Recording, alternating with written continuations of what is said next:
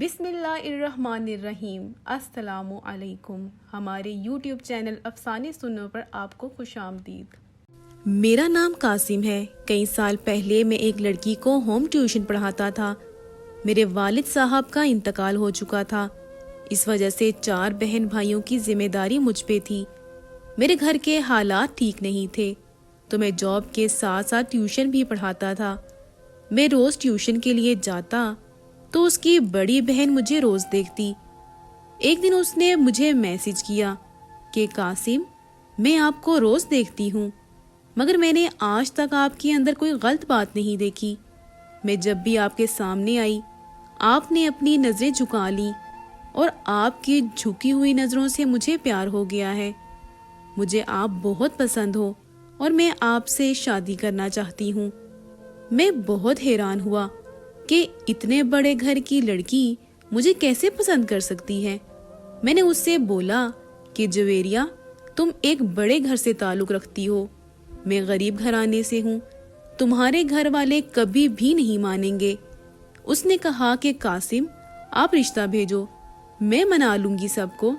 مجھے اس بات سے کچھ تسلی ہوئی اور آہستہ آہستہ میرا لگاؤ بڑھ گیا اس کی جانب۔ روزانہ کی باتیں، ایک دوسرے سے قسمیں وعدے ہونے لگے۔ بہت پیار بڑھ گیا تھا دونوں کے بیچ میں۔ ایک دن مجھے اس کی ٹک ٹاک آئی ڈی ملی۔ اس سے مجھے پتا چلا کہ وہ بہت پہلے کسی اور سے محبت کر چکی ہے۔ مجھے اس کے ماضی کا پتہ لگا۔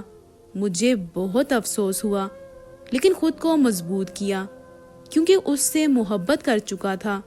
جویریہ نے بولا کہ پلیز میرے ماضی کا سوچ کر اپنے دل میں کوئی غلط بات مت لاؤ۔ اس نے مجھے بہت سمجھایا، وعدے اور قسمیں دیے کہ اب صرف تم ہو دل میں، تمہارے علاوہ کوئی نہیں ہے۔ بہت وعدے کیے کہ تمہارے بغیر نہیں رہ سکتی۔ میں نے بولا کہ میں تمہارا ماضی برداشت کر لوں گا لیکن پلیز اب مجھے کوئی دھوکہ مت دینا، میں مر جاؤں گا۔ میں نے کمپرومائز کر لیا اور کچھ ہی وقت کے بعد ہماری منگنی ہو گئی۔ ہم دونوں بہت زیادہ خوش تھے، روز کالز پر باتیں کرتے۔ ایک دن اس کی کال نہیں آئی تو میں نے بہت کالز کی لیکن اس کا کوئی جواب نہیں ملا۔ میں پریشان ہوا، اس کی امی سے رابطہ کیا تو وہ بولی کہ وہ گھر پر نہیں ہے اور دوسرے شہر گئی ہے۔ میں حیران ہوا کہ مجھے بتائے بغیر کیسے چلی گئی اور کیوں گئی ہوگی۔ تو مجھے اس کا میسج آیا اور اس نے جو لکھا تھا وہ پڑھ کر میں اپنے ہوش میں نہ رہا۔ میسج میں تھا کہ مجھے بخش دو اور میری جان چھوڑ دو، میں نہیں کرتی تم سے کوئی پیار اور مزید دکھاوا نہیں کر سکتی۔ اب میرے ساتھ کوئی تعلق نہ رکھنا اور نہ اب تمہارا کوئی میسج آئے۔ میں حیران و پریشان سوچتا رہا کہ یہ ہوا کیا ہے میرے ساتھ۔